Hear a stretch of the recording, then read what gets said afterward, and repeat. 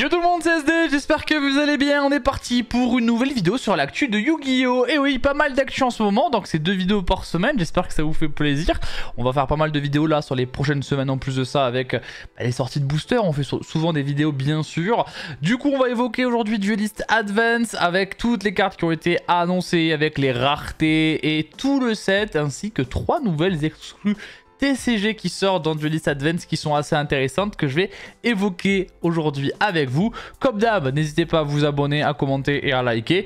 Je vous le rappelle, vous êtes 3 personnes sur 4 à regarder les vidéos au quotidien sans être abonnés. Donc sautez le pas, vous êtes très nombreux à le faire en ce moment et je tiens à vous remercier. On commence cette vidéo rapidement avec le calendrier des sorties. Sachez que l'OTS 28 est, ça y est, sorti. On connaît toutes les cartes, on va pouvoir parler de ça dans cette vidéo bien évidemment. Donc si vous faites des tournois dans vos locales, vous allez pouvoir récupérer des OTS 28. Duelist Advance, on a toutes les cartes également qui ont été annoncées, donc on va évoquer ça. Et vous avez la semaine prochaine dans vos boutiques l'avant-première pour récupérer des cartes, le playmat, etc.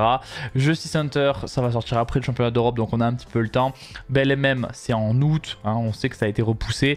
Et ensuite les Teen Box et Doom of Dimension, c'est en septembre, donc on a 3 mois encore, on a un petit peu le temps. Nous avons un nouvel artwork au CG pour changement de masque, Mask Change. C'est le nouvel artwork, voilà. On sait que le Tactical Tri-Pack, c'est 3 archétypes qui reçoivent du support avec aussi des nouveaux arts.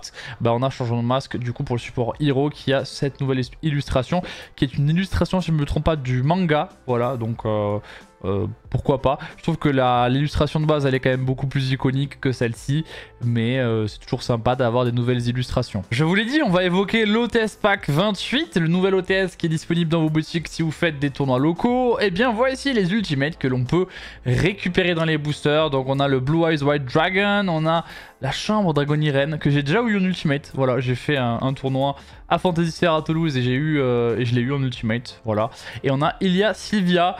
Bon, Ilia Sylvia et Blue Eye, franchement, c'est pas des mauvaises candidates à des ultimates. Par contre, Chambre Dragon Irene qui a des prints très souvent en ce moment. Je crois qu'elle a été reprint en moins de 6 mois, 3 fois déjà.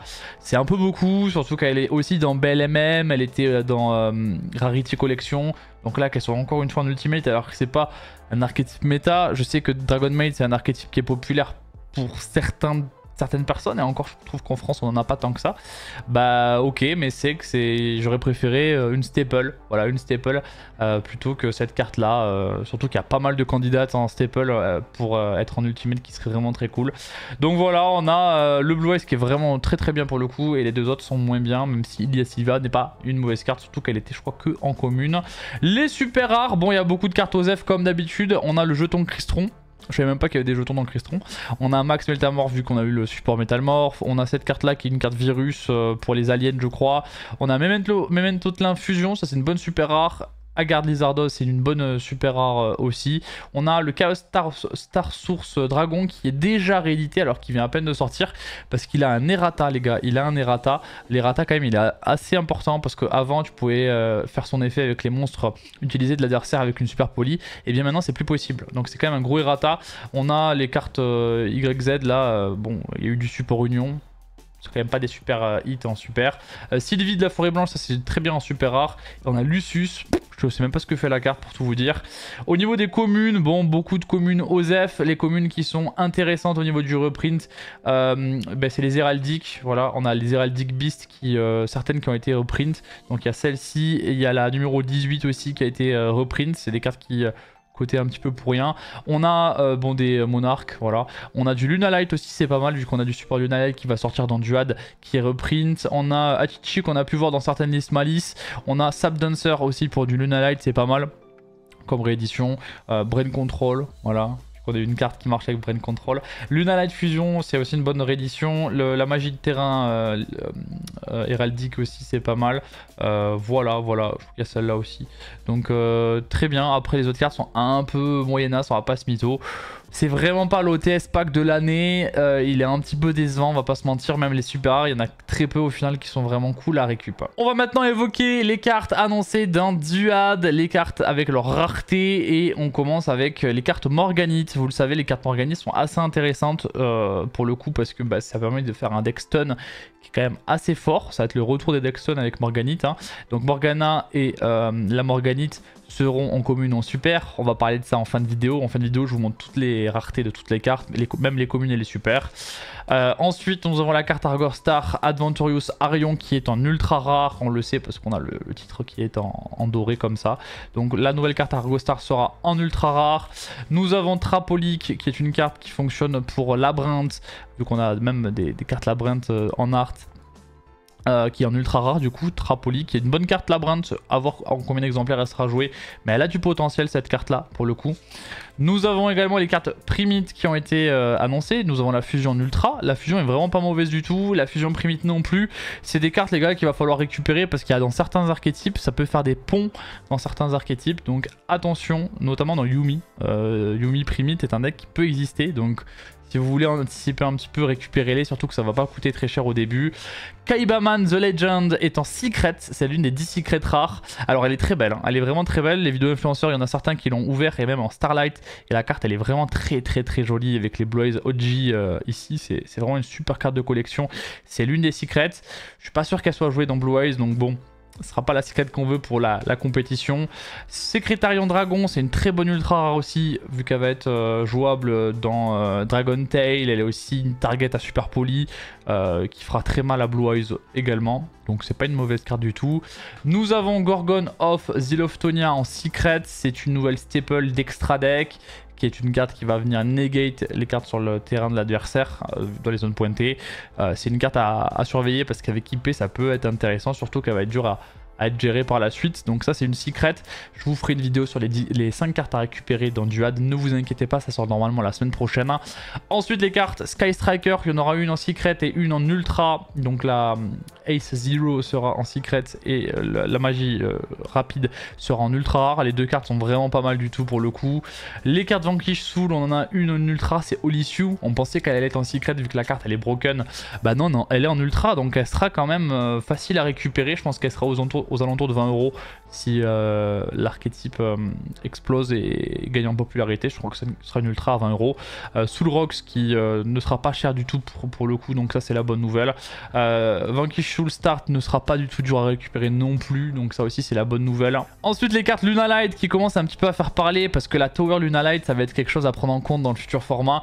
Bien Gold Léo ça va être une secret rare, donc l'une des 10 secrets. Elle il la faudra x3, donc il y a moyen qu'elle monte un petit peu en prix. Et Silverhound ne sera pour le coup pas difficile à avoir, surtout qu'elle n'est pas jouée en x3 il me semble.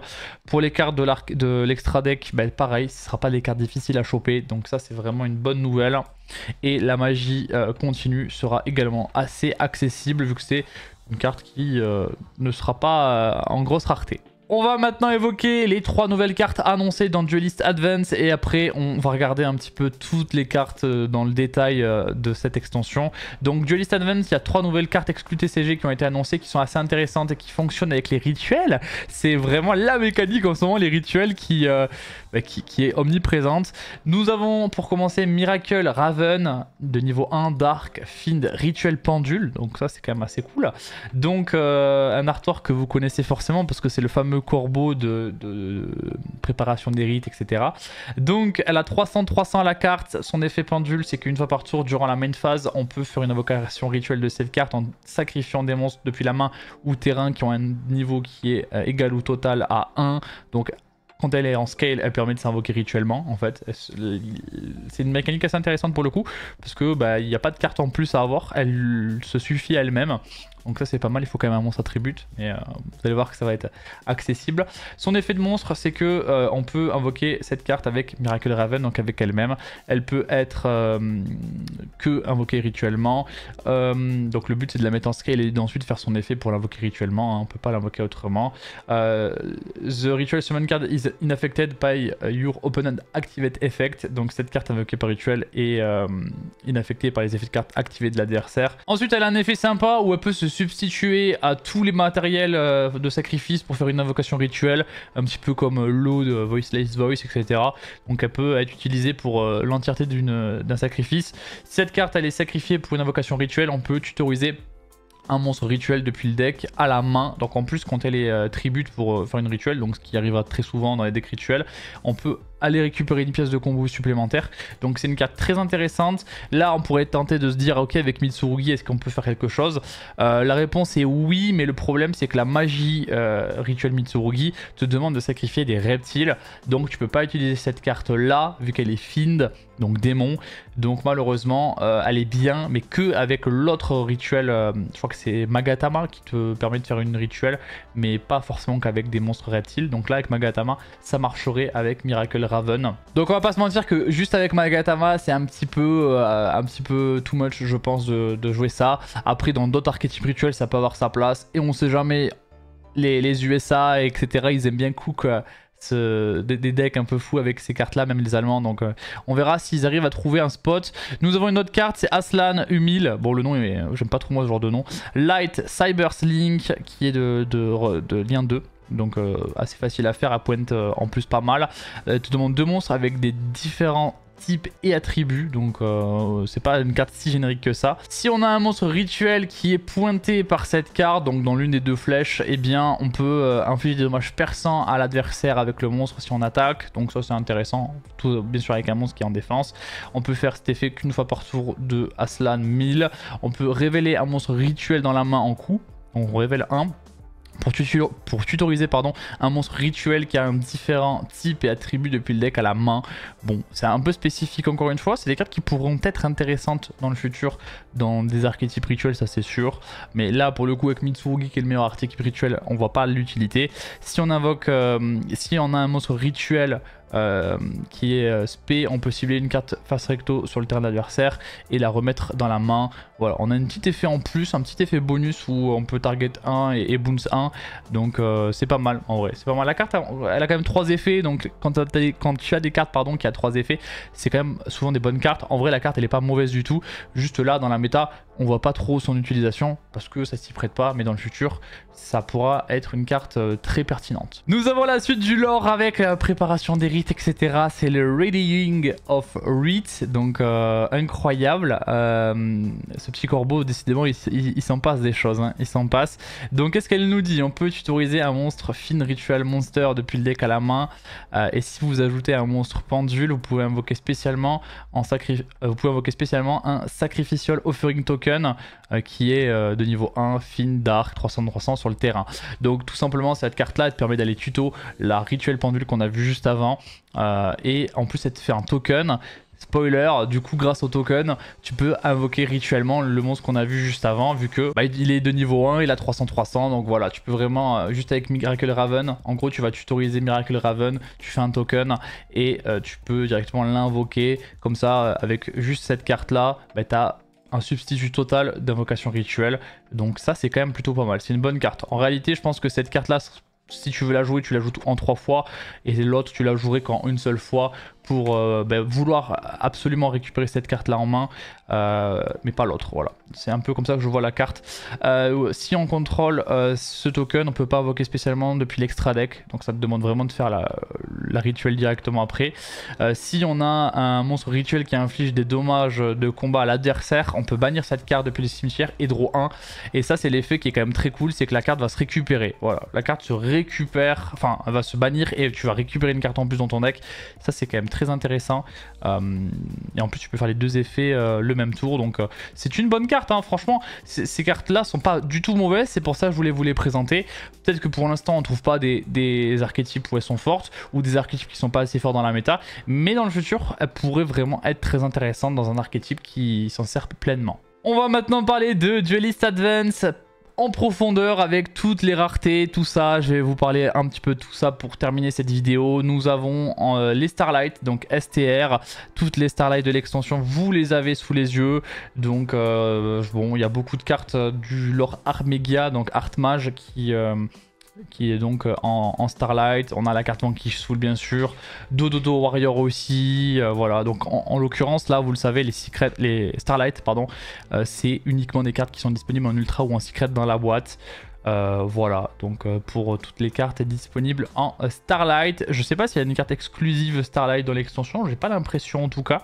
Au niveau des secrets, il y en a 10. Voici les 10 secrets de la boîte avec, déjà on le voit, Art Mage Finmelt, on a les 2 fusions Art Mage, on a Art Mega The Academy City of Divine Art également qui va être en secret, donc ça fait déjà quand même 4 cartes du lore Art Mega Art Mage qui est en secret. On a le Kaibaeman, on a Luna Light God Leo, on a la nouvelle Sky Striker, on a les Zeal of Sonia Gorgon, la nouvelle Gaga Girl, et nous avons l'exclu TCG ici, RB Stage Landing, qui est en secret, parce que c'est vraiment une bonne carte, donc c'est pas étonnant. Voilà donc un peu pour les secrets rares. Bon, ce sera pas, je pense, l'extension de l'année, hein. Ce sera pas l'extension avec le plus de bonnes cartes, il n'y a pas beaucoup de grosses cartes à récupérer, donc on verra un peu dans le futur, mais je pense que c'est un set un petit peu timide.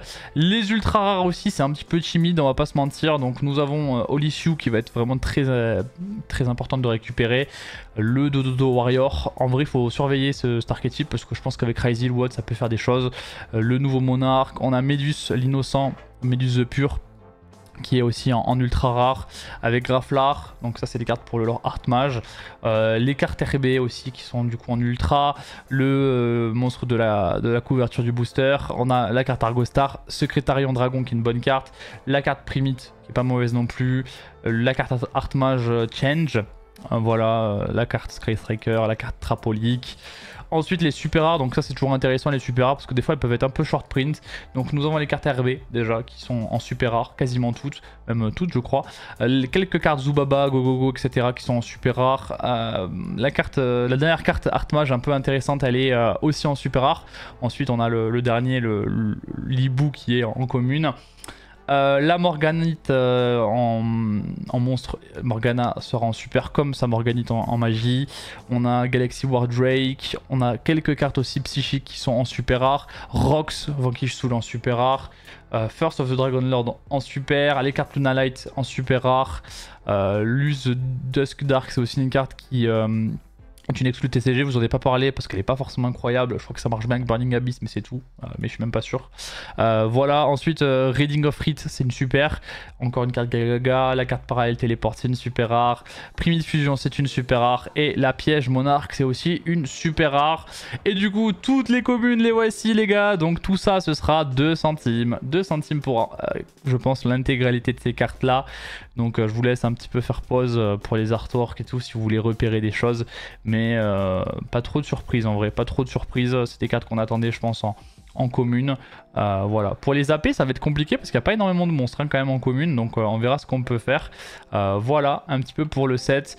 Bon mon bilan de l'extension c'est qu'elle est, elle est correcte mais elle n'est pas exceptionnelle je pense. À mon avis ils n'auront pas de mal à faire des meilleures extensions que ça dans l'année à venir. On commence le nouveau lore en douceur au niveau des cartes de cette extension. J'espère en tout cas que cette vidéo vous a plu, que vous avez passé un bon moment en ma compagnie. N'hésitez pas à vous abonner si ce n'est pas déjà fait. Je vous laisse là, c'était SD. Tchass.